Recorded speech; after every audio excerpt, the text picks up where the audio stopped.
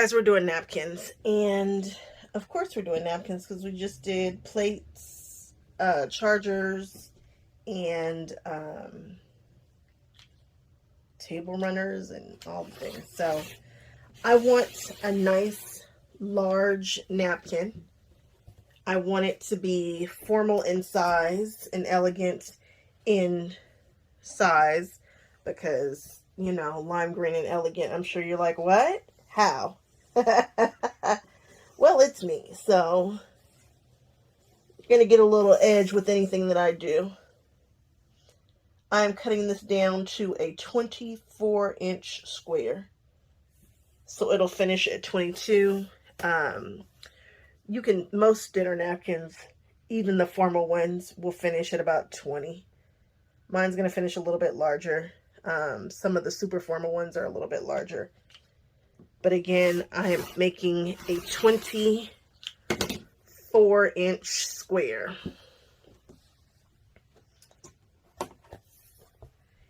And I could just turn this on the side and cut it at 12 inches, but nope, we are going to preserve fabric.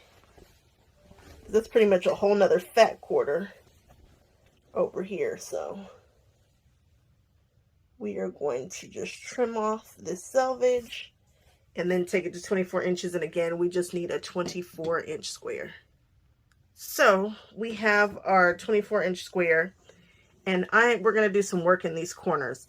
There are several different ways to get a beautiful mitered corner, but I'm going to go with the most luxurious way to do it. And what I mean is there are some that'll have you roll over a little bit and then you roll over some more. But when I think of luxury, I think of well lined and something with some weight to it. And I think this is just the better and faster way, and you will always get good results with this. So I'm not going to show you a bunch of different ways to do it because I think this is the best way to do it. So I'm going to grab my ruler here, and I know that I want my mitered corner to be 1 inch.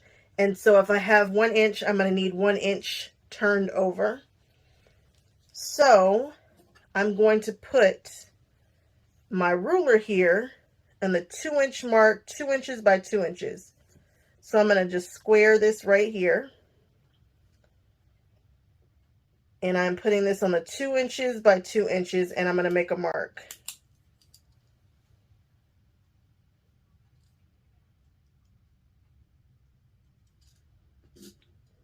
Make a mark.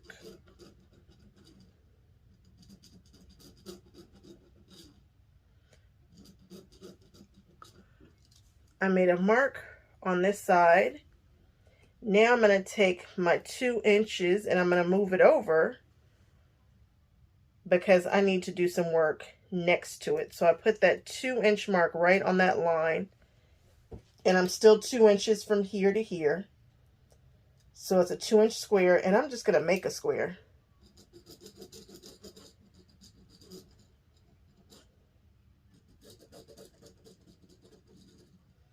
So I am making a square with that first line that we drew. And now I'm going to put an X going through the diagonal. This seems like there's probably a lot more steps and all of that, but there's more than one way to do this. But again, I think this is just the best way to get the best results every time. I've done this before on a project, and again, got good results. So let's keep cooking.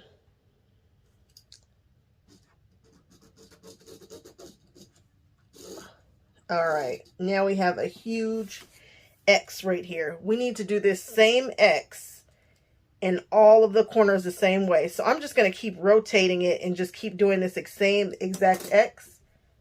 The lines that we're going to sew on are going to be this line right here and this line right here. It's the arrow that is closest to this corner. So you can kind of see it. It's pointing this way. I'm going to sew down on this line and then come back that way after I've folded this. But first I'm going to mark every single one of my corners the same way. I'm just going to rotate my napkin this way. Rotate it and then do the exact same thing. You just want to stay consistent. So we're going to put our 2 by 2 just like this. And we're going to mark this side to the left. And that's going to be our first side. Then we're going to move this 2-inch square right over and drop it there. And we're going to go on ahead and make the square.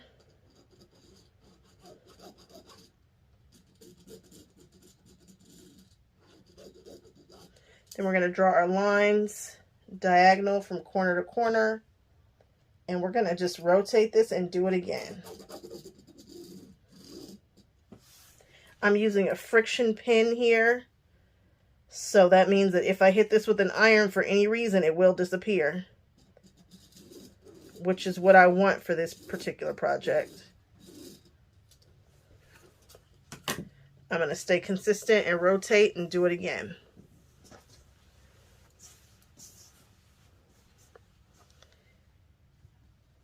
And my belly button is right here, guys. So if that helps with the orientation of what's happening here.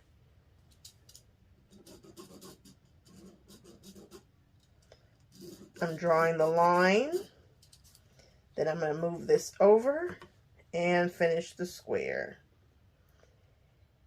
And you are just going to simply double whatever width you want your hem to be. So if you want a 1-inch hem, you're going to do a 2-inch square. If you want a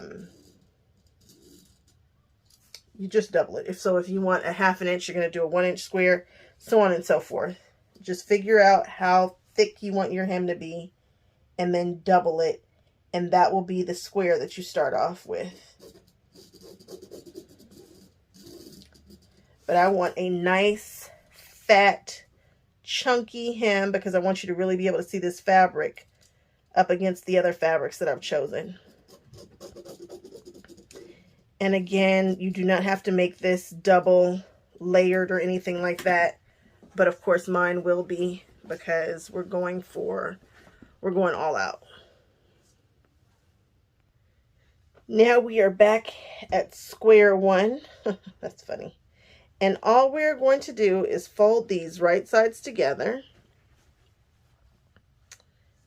Just like this till I get this angle right here. We want a 45. Perfect. And now I'm going to sew on those lines we talked about before, which is this line and this line.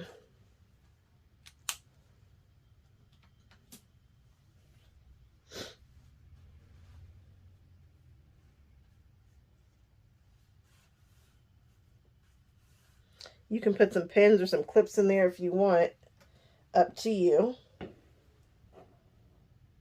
I'll throw a clip right there and maybe another one right here for good measure. Now I'm going to sew. I'm going to start off. I'm going to come down. I'm going to pivot here and then I'm going to shoot back down right there. Let's do it.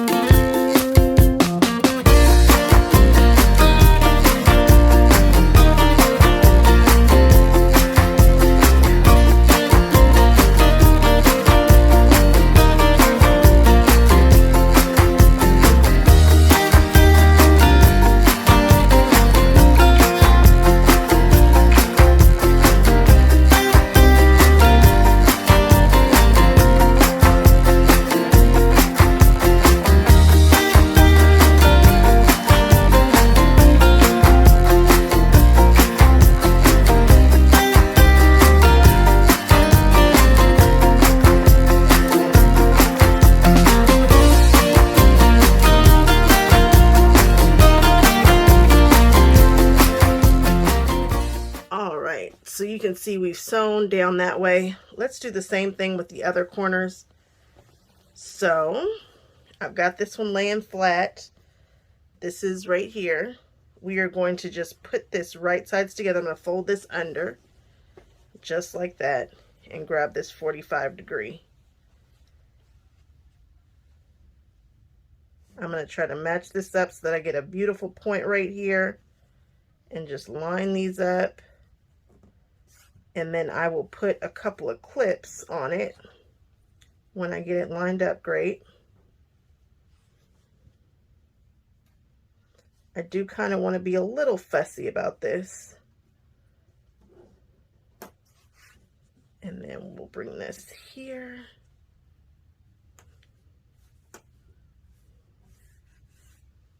A little fussy.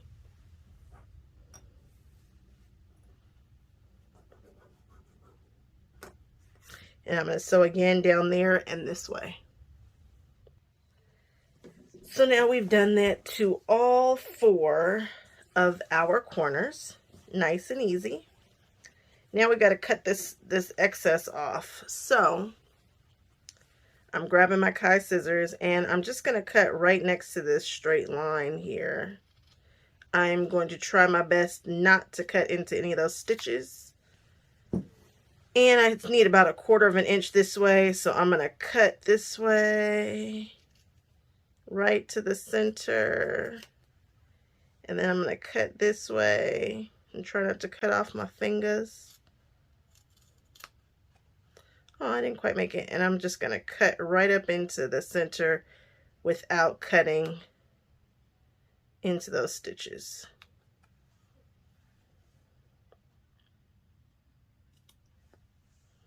There we go.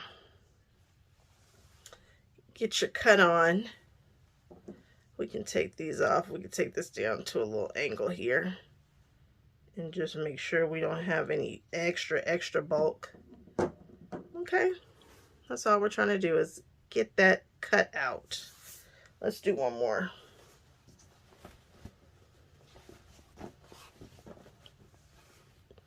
I'm going to cut straight out, not cutting those stitches.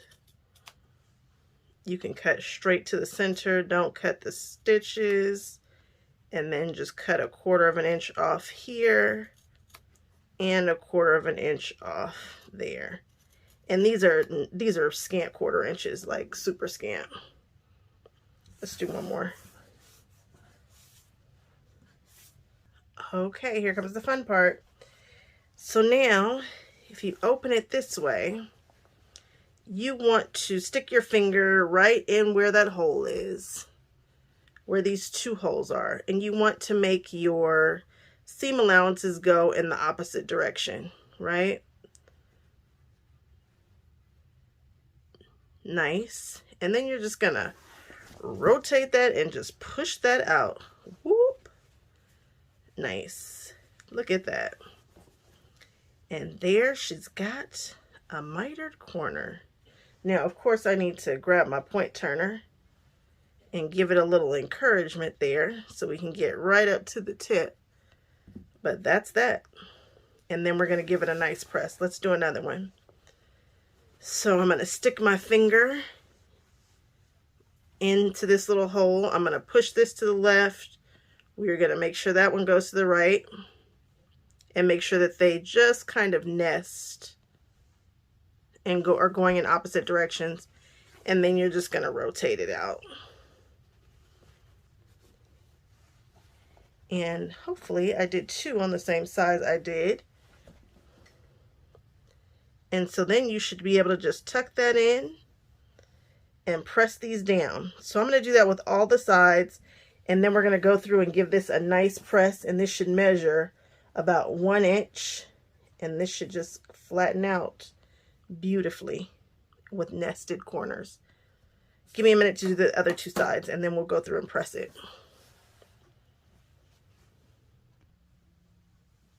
I busted up the seam gauge. Don't need it really. I mean, you can kind of see what's happening where. But it's nice that I have these tools. So sometimes you should just bust them out and play with them. I'm going to press this corner first.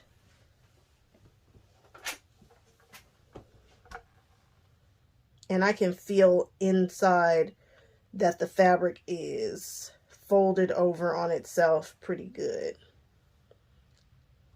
Which again just makes it feel a little more luxurious in my opinion.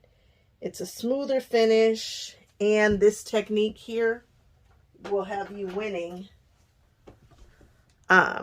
consistently. However, you know, whatever size you want to do, you just double it. And then that's the square that you do. And geometry is real, so it will always work out. I should have tightened my stitch length just a little bit. I'm sewing at a 2.5, which is fine, but I wish I was sewing at about a 2 for this. Just another little tip. Since it's such a short distance. I do the same thing on my binding, my quilt bindings. When I'm joining my strips, a shorter distance gets a shorter stitch length.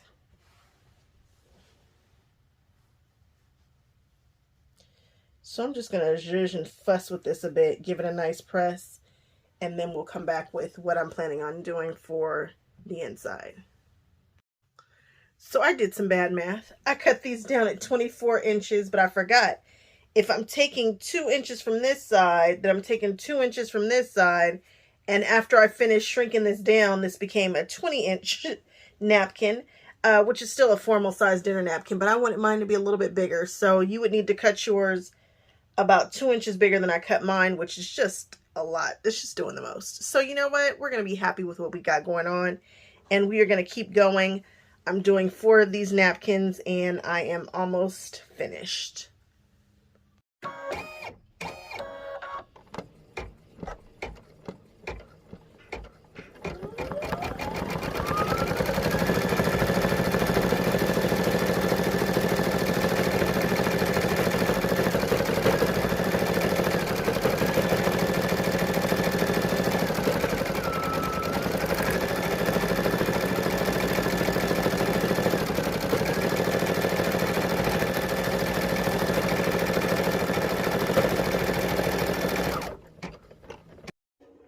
So we have done the outside of the napkins. Now we need to just work on the innards. I have put a little embroidery design down here. Of course I used the wrong stabilizer. Totally used water soluble. I should have used just good old tearaway. Whatever, not a big deal. So I am going to cut this down to size. And you know what? I don't get to bust this out nearly enough. I think this is my 20 and a half by 20 and a half ruler. I'm going to use it today because the size that I need is about 19 and a half by 19 and a half, which is kind of what I'd like to go for. So I'm just going to move this around and play with it a little bit.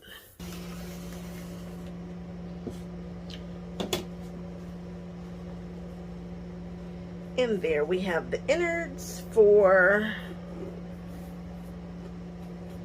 the napkin.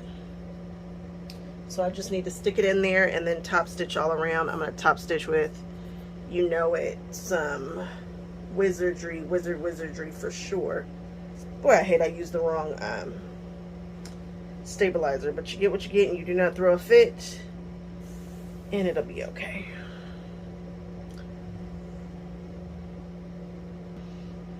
See, so this is going to be kind of how it fits in there. I probably could have taken it down just a smidge more, but I think this will be fine. I probably could have taken it down to 19 by 19. Maybe I will take off a 1/2 inch on either side, just so that, you know, I'm not so tight. I think I will take off a 1/2 inch. I'm just going to take off a 1/2 inch on one side and then 1/2 inch on the other. So I've pressed one of the back napkins pretty good. It looks pretty good. And now I'm just going to tuck this bad boy in right here. And we are going to see what we get.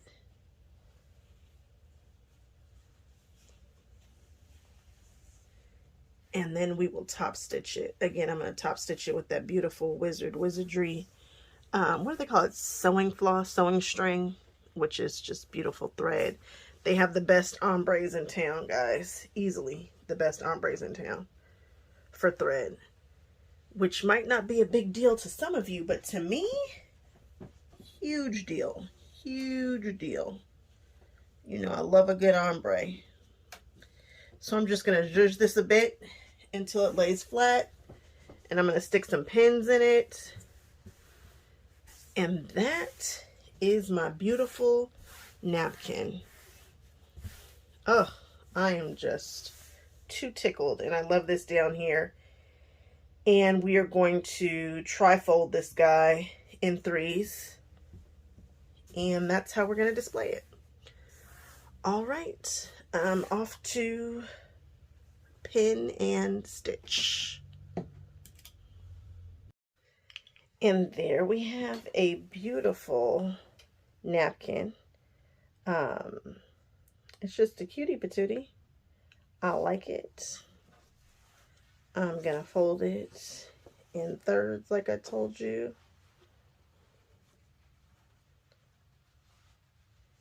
And this is how it will be displayed. Like that. And I think it is absolutely gorgeous.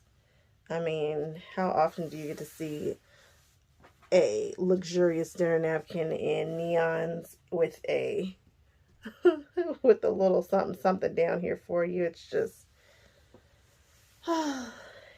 just gorgeous. Very, very excited about this. All right, so we are another project, this epic Tula Pink project under our belt, and we'll just keep it pushing. I'm working on these napkins, and I remember that I had this clover ruler that you can iron. So I'm just being sure to go over and make sure that this is 1 inch and this is 1 inch so that I get these really beautiful square napkins. And so that's just, you know, a nice crease there for me to, now I'll just flatten it down and hit it with a little bit of starch. And I know for sure that this is 1 inch going all the way around.